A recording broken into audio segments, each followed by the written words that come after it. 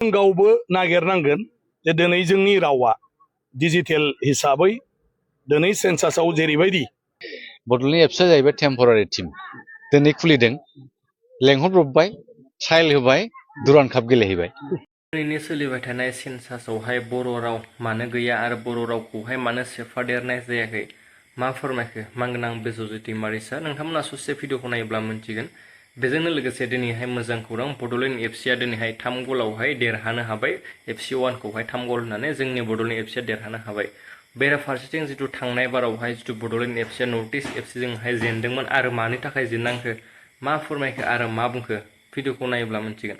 बाथ' सोसननांगौ अदेबानि जिथु बे माने पर्टेलनि बाथ्रा बे पर्टेलाव जोंहा जेनेबा बर' रावाव माने पर्टेलाव जों बाहायनो हानाय रोखोमनि जोङो बेखौ टेक्निकेलि जि मोनसे डेभेलप खालामनानै सफ्टवेयाराव माने होनो हानाय बा सोनो हानाय जादोंना जायाखै बे मोनसे सोंथि थाहैयो जे जायनो मोनो बे पर्टेलाव बर' रावखौ बाहायनो सानब्लाबो जोंहा जुदि बिनि जिथु बानानफोर बे बानानफ्रा जुदि जोंहा माबायाव पर्टेलाव माने मोजां जायाबा कारेक्ट जायाब्ला जोंनि गासैबो बुस्थुआनो गोरोन्थि जानो हागौ। ओंखायनो बियो सरकारनिल' नङा जोंहाबो माखासे मावनांगौ दं। बर' रावखौ दिनैनि दिनाव AI बा माखासे बेबायदि डिजिटेल लाइनआव बाहायनांगौब्ला जोंहा जोंनि माने बानान आरो बिनि रिंसारथि गासिबखौबो जोंहा बिराद मावनांगौ दं। आरो बे मावनांगौनि बेलायाव जुदि जोंहा आबुं जानानै दंखायोबा आं सानो दा सेन्ट्रेल गभर्नमेन्टआ जोंनिफ्राय बुंनाय लोगो लोगोनो बेखौ सोसननानै होगोन। मानो होनोब्ला बियो मोनसे 9थि शेड्युलनि राव।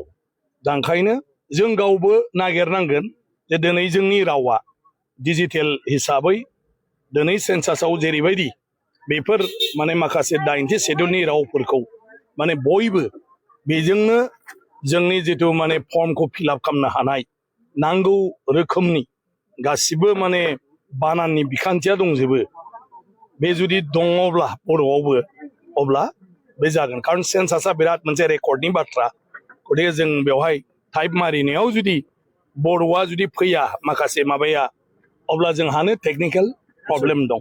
ओंखायनो बेवहाय जेबो नङा जुदि जोंनिफ्राय बेफोर गासिबो दंजोबोब्ला जोङो सेन्सासनि अथरिटिखौ कनसाल्ट खालामनानै बे बुस्थु सफ्टवेयाराव जोङो गथायनानै होब्लानो बे बाहायजागोन।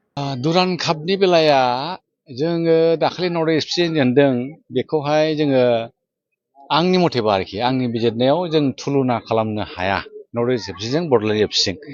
बड'लेण्ड एफसिआ जाहैबाय टेम्परारि टीम दिनै खुलिदों लेंहरब्रबबाय ट्रायल होबाय दुरान काप गेलेहैबाय। बै जाहैबाय ISL टीम जाजेननायनिफ्राय नर्थ इस्टआ गेलेगासिनो दं। कन्टिनिउ सारा बोसोरसो केम्पआव प्लेयारखौ दोनो फरेन कच लानानै दोनो। नों बेजों जोंनि बड'लेण्ड एफसिआ कम्पेयार खालामजानाय नङा आरोखि। मोजाङै बिजिरोबा बेखौनो मोनगोन बयबो। खिन्थु आंनि बिजिरनाया बेनोथार एफा एनै खमि दं जेन'बा बड'लेण्ड एफसिखौ जाय गाइड खालामदों दा नोंथांमोनाबो मिथिगौ नङा होमबा। दुखु मोननो नाङा जाय गाइड खालामदों जेन'बा जोंबो मिथियो आंबो मिथियो जेन'बा आंनिनो जेनेबा आसाम फुटबलनि सेक्रेटारि जानानै दं आं भाइस प्रेसिडेन्ट जानानै दं आसाम फुटबलनि जों एखे माबायावनो दंबाय थायो जेन'बा।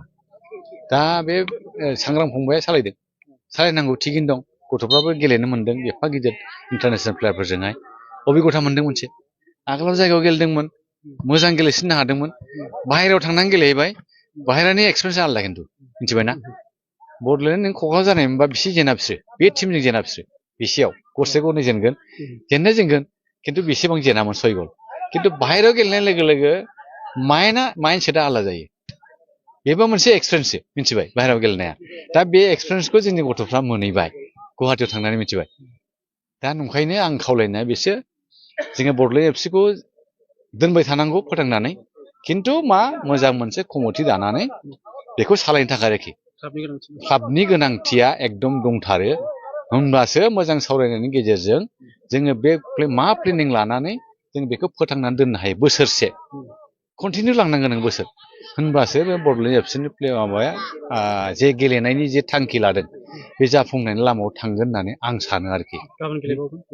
गाबोन गेलेगोनखौ आङो मोजां गेलेगोनखौनो आसा खालामो। खारना जाहैबाय बड'लेण्ड एफसिनि बादै गुबुन 3 टिम बड'लेण्डखौ लाफानानै बारा बिदि एथ' माबा टिम नङा आरो गासिबो बड'लेण्ड एफसि बादिनो गासिबो आरो बे 3आ ओंखायनो आं गाबोन गाज्रि जानाय नङा खोमा आं सानदों आरोखि मोजां आसाखौनो खालामगोन आं जे कमेन्ट्सखौ नुदों आरोखि ससियेल मिडियायाव गाबोन इसेबां थांनाय नङाखौ आं सानो आरोखि आंनि बिजिरनायाव आं बेखौ नुदों खिन्थु मानसिफ्राबो इमसनेलि सापर्ट खालामो ना गावनि टिम नालाय देरहाथारनांगौ जेननोनो मोना आरोखि बिदि बादिना जोंनि साननायफ्रा औ हलिचरनाथ' नोङो हमना ला बिनि पारफरमेन्सआ बेयो हान्थु गाजानायनिफ्राय बेयो एसे पारफरमेन्सआ एसे डाउन जानानै दङ आरो दा बेयो मोजां ट्रायलाव गैया ट्रायलानो मोजां मोनाखै बियो दसे समल' बे सप्ता मोनसेसो ट्रायल मोनदों बेजों गेलेनो हाया बिनि टिमा न' डाउट आइ गेलेदोंमोन बेनिफ्राय चेम्पियन जादों ISL क्वालिफाइड जाबाय बिनि टिमा डायमन्ड हार्बारनो कलकातानि दा मोनसे